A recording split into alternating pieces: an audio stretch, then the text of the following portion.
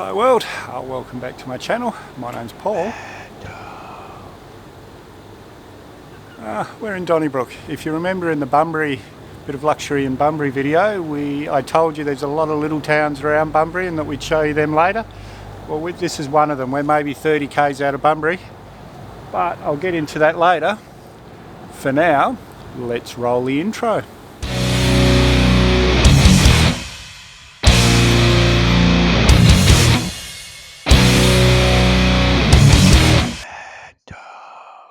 And this is where we're staying, the Donnybrook Motel. Beautiful comfy spot. Bruce and Lynn are such welcoming people. And they've obviously spent a bit of money doing up these rooms and very, very reasonably priced.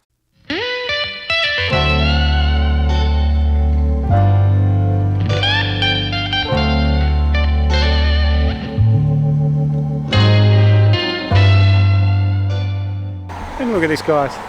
This is the All Saints Church in Donnybrook, 1906, beautiful old building. But what's so special about this is it's built with the local sandstone, and the sandstone here was used all over this part of WA. There's a lot of buildings in Perth that I've shown you that are from the local Donnybrook sandstone.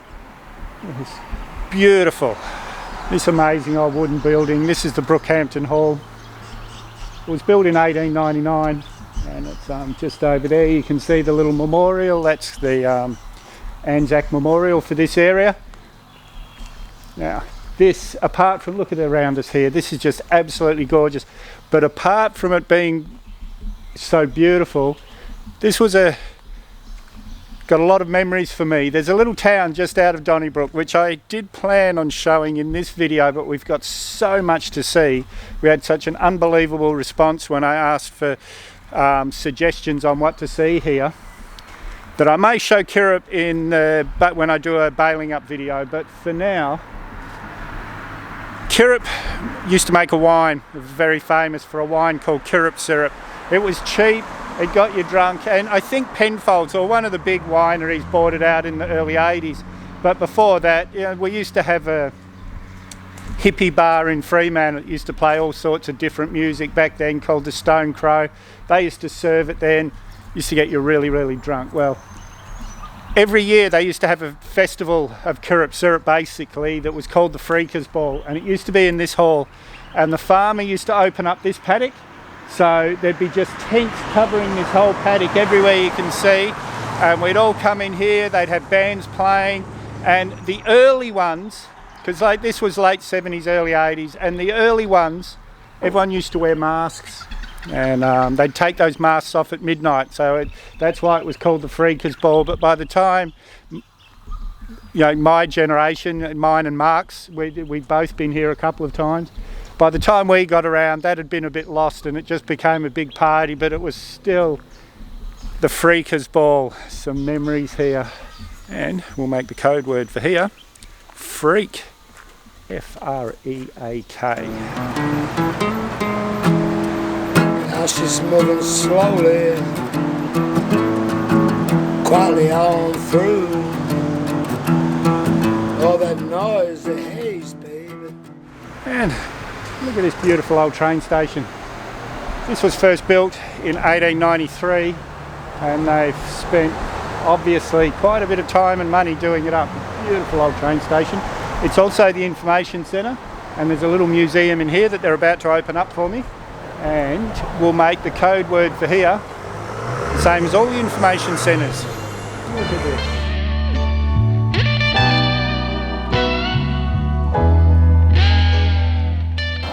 And this is the back of the train station. Bit of stuff around here, the parks, and just over there where you can see all the construction. That's the Apple Fun Park, which they're redoing up. We've just come here at the wrong time, but it is actually the biggest free fun park, at least in Australia, but it's believed, some people have been saying that it might be the biggest free fun park in the Southern Hemisphere.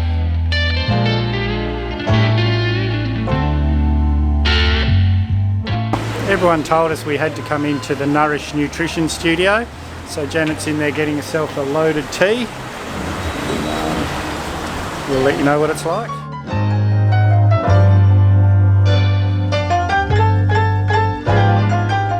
And we got so many people told us we had to eat at Cafe Tiffany's, so we're coming in here for breakfast. The coffee's delicious, but I'll tell you what the food's like later. Oh, and the juice from the loaded tea from the nutrition studio, Nourish Nutrition Studio, was delicious.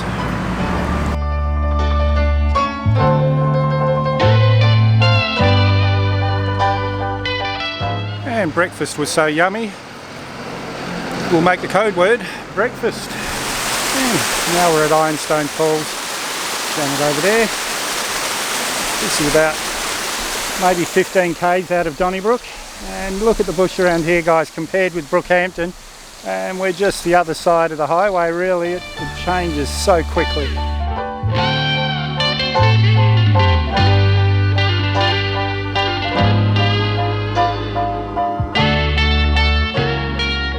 And just next to the falls you've got a barbecue and picnic table, so you can come out here and make it a day. And we'll make the code word iron. Guys, if you remember in the Mount Barker video, I took you to that tree that had a few teddy bears tied up in it. Well, look, this fence line for about 100 metres is just all teddy bears, and it's really easy to find, because if you're heading for the cider house, you come to the Ironstone Quarry, you can't miss it. And we'll make the code word bear. And if you remember this morning at the All Saints Church, I told you how Donnybrook Ironstone's been helping build southwestern Australia. A lot of the buildings in Perth and things for over 100 years. Well, this is one of the Ironstone quarries. These rocks, blocks, I guess you'd call them, are really famous. Now, what's not really well known about Donnybrook is there was a big gold rush here in the late 1800s, early 1900s. This derrick and the shaft, they were, it was first established in 1898, but they've restored it all in 1996. And it gives you a bit of a look at Donnybrook's history. And this is the Preston River, right in the middle of town. We've got the amphitheatre here where they have concerts now and again. We've got the War Memorial up the top here.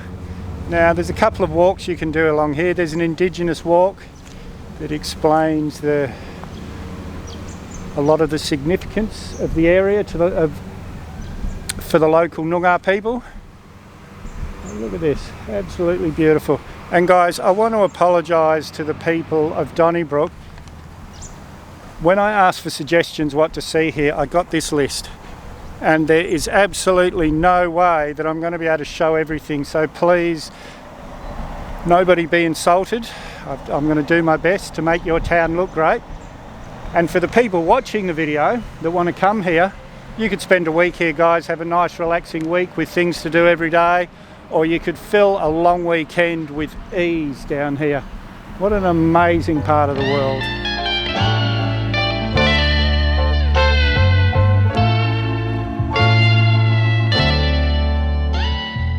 And one of the places that was mentioned by a few people was Donnybrook Artisans, and you can imagine in a place as beautiful as this, there is quite a big art community. Let's go in and have a look.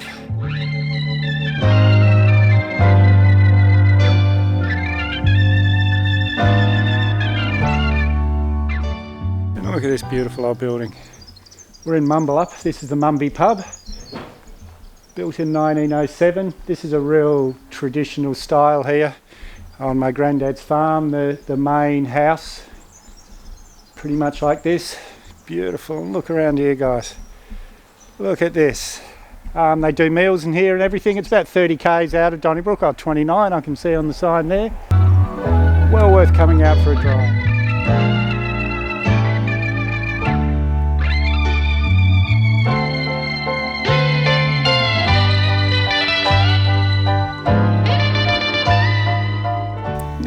We got invited out to Sally Young's studio,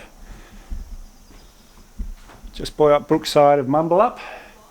Look at this, guys, just gorgeous. It's a hay bale structure. Janet's inside. Sally's fabric artist, I think she's described it. No, textile artist, that's how she said it. And this is there was an existing hay shed here, and she's built it up with hay bales and everything. Quite amazing. And look at this. Imagine coming to work here every day, and she just lives up on the hill here. Amazing.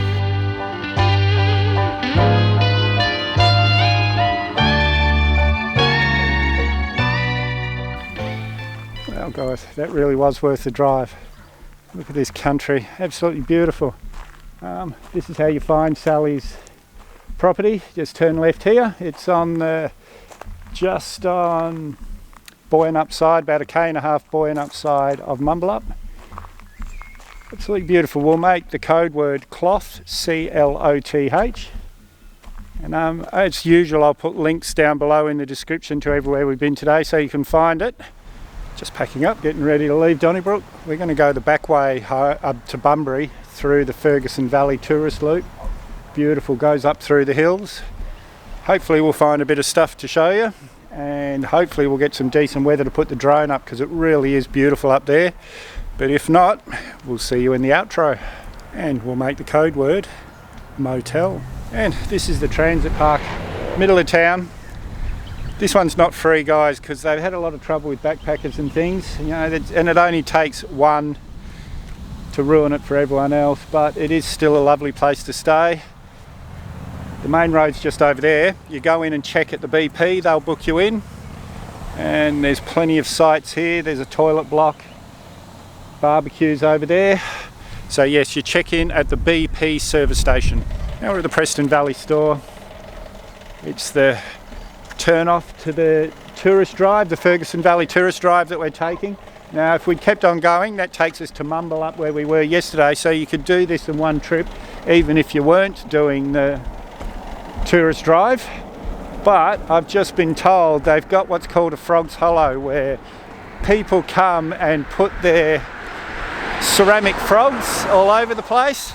So let's just go and have a sneak through and look at all the frogs. So if you're coming through here, guys, bring a frog, or you can buy them at the shop.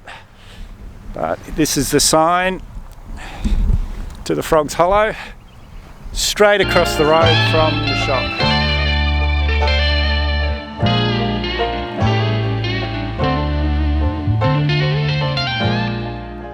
Now in Dardanup, we'll go through there today, but we're going to do that in a separate video.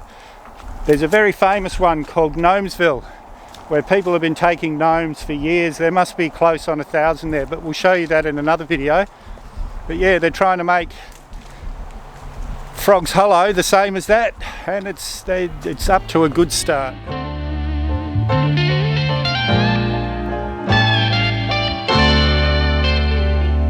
And another amazing weekend. What a friendly town Donnybrook is.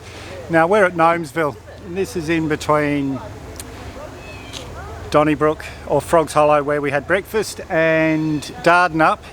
Thousands and thousands of garden gnomes just put into the bush, but we're going to show you this when we do a Dardanup buoyant up video. So we're not going to film it today, but if you're coming this way before you see those videos, it's well worth stopping and having a look. I've been coming here 30 years, and just recently they put all walkways through here, toilet blocks. It's a lot bigger deal than it used to be. So anyway guys, if you don't know what the code words are for, I'll put a link up here to the video describing how you can win a Mavic Mini drone. If you haven't subscribed yet, guys, hit the mad dog icon up here or the subscribe button down below. Give me a big thumbs up, share this video everywhere you can, and we'll see you in the next one.